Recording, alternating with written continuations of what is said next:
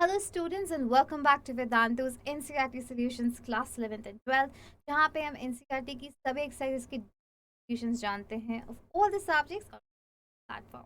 ये क्वेश्चन है आपकी केमिस्ट्री क्लास 11th की NCERT का सबसे पहला chapter which is some basic concepts of chemistry का क्वेश्चन 1.9। ये क्वेश्चन कह रहा है कैलकुलेट द एटॉमिक मास मतलब कि average of chlorine using the following data. मतलब आपको एवरेज एटॉमिक मास निकालना है और यहाँ पे दो क्लोरीन आइसो कि आप अभी तक जानते होंगे कि एलिमेंट्स हमारे पीरियोडिक टेबल में उनके कुछ आइसोटोप्स भी मतलब कि जिनका एटॉमिक नंबर तो सेम होता है but mass number different. For example hydrogen के तीन isotope hydrogen deuterium and tritium okay. But तीन आइसोटोप्स हमारी अर्थ पे मिलर क्वांटिटी में नहीं प्रेजेंट।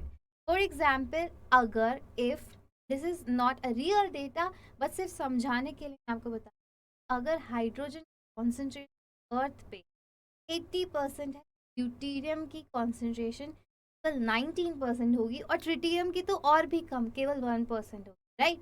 तो इवन दो आइसोटोप्स प्रेजेंट है पर उनकी नेचुरल अबंडेंस वीकर है। तो यही यहाँ पे गिवन है कि क्लोरीन 35 जो आइसोटोप है उसकी नेचुरल अबंडेंस इज 75.77%, मतलब वो ज़्यादा प्रेजेंट।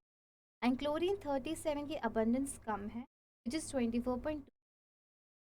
अब जब भी एवरेज एटॉमिक मास कैलकुलेट करना होता है, ये केवल फॉर्मूला बेस्ड क्वेश्चन है। मैं आपको एक फॉर्मूला बता देती हूँ, उससे आप किसी भी एलिमेंट के एवरेज एटॉमिक मास आसानी से कैलकुलेट। एवरेज एटॉमिक मास का फॉर्मूला ये होता है एम एवरेज इक्वल्स टू, सबसे पहले हम करते हैं मोलर मास। तो मोलर मास ऑफ जो भी आइसोटोप है, molar mass of isotope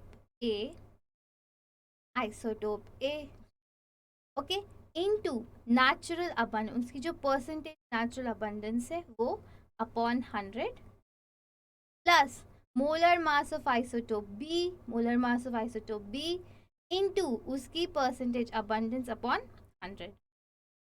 that is it, that is how you calculate the average atomic mass. क्योंकि यहाँ पे इसके दो ही आइसोटोप्स है इसलिए मैंने केवल दो लिखा है, पर अगर जैसे हाइड्रोजन होता तो उसके तीन आइसोटोप्स है तो मैं इसमें और भी ऐड कर देती, मैं ऐड करती जा सकती हूँ। इससे मुझे क्या मिल जाएगा, एवरेज एटॉमिक मास। तो now let's get back to the question and let's try to solve it. इस फॉर्मूला में मैं सारी वैल्यूज पुट करती हूँ तो देखती हूँ क्या आंसर आता है। एम एवरेज क्लोरीन का निकालती हूँ, तो आइसोटोप ए का मोलर मास क्या है मुझे गिवन है 34.9689, तो वही वैल्यू यहाँ पुट कर देते हैं 34.9689 इनटू परसेंटेज है उसकी 75.77 अपॉन किया मैंने 100 प्लस आइसोटोप बी का मोलर मास कितना है ये 36.959 इंटू इसकी परसेंटेज है 24.23, यही मैं यहाँ लिख देती हूँ 24.23 अपॉन 100। बस इससे इसको कैलकुलेट करेंगे तो आपका एवरेज एटॉमिक मास मिलेगा। So let us also do the calculation और average atomic mass after solving will come 35.45 grams. ये आपका क्या आ गया, एवरेज एटॉमिक मास। क्या आ गया आपका, average atomic mass gram. That is it, that is your average atomic mass of these two isotopes according to their. Easy. तो सिर्फ ये फॉर्मूला यूज करके आप किसी भी एलिमेंट का एवरेज एटॉमिक निकाल सकते हैं।